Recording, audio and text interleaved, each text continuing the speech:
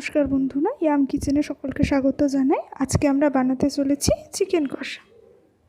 Chicken কষা বানানোর জন্য আমরা এখানে নিয়ে নিয়েছি বড় করে কেটে রাখা আলু, ধনেপাতা কুচি, টমেটো কুচি, চিকেন মশলা, আদা কাঁচা লঙ্কা বাটা, এখানে পেঁয়াজ রসুন বাটা আর চিকেনটা আমরা ম্যারিনেট করে নিয়েছি।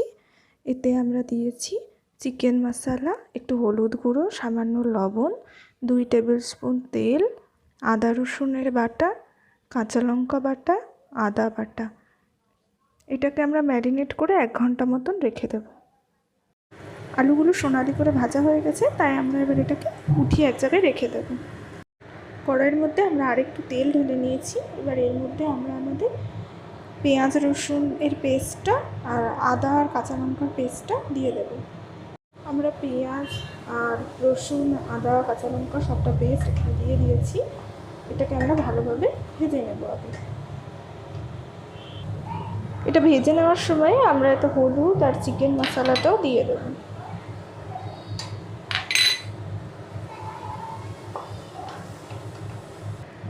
এর মধ্যে এবার আমরা ম্যারিনেট করে রাখা চিকেনটাও দিয়ে দেব।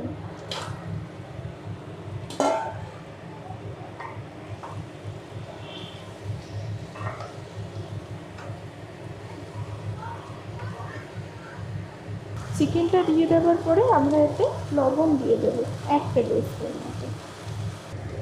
যে সময় মাংসটা ভাজা হবে আমরা একটা বাটিতে 1 কাপ মতন জল একটু গরম করে নেব। চিকেনটা ভালোভাবে কষে গেছে, তাই আমরা এর মধ্যে টমেটোগুলো দিয়ে দেব আর 1 টেবিল স্পুন টমেটো কেচাপও দিয়ে দেব। এর মধ্যে এবার আমরা আমাদের গরম করে রাখা জলটা অল্প ঢেলে দেব।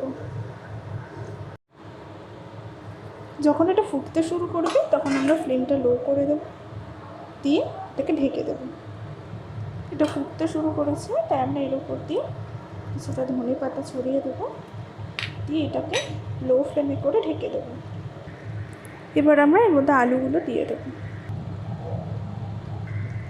আমাদের চিকেন কষাটা কিন্তু প্রায় রেডি হয়ে এসেছে। এটা রেডি হয়ে গেলে আমরা এটা সার্ভ করব।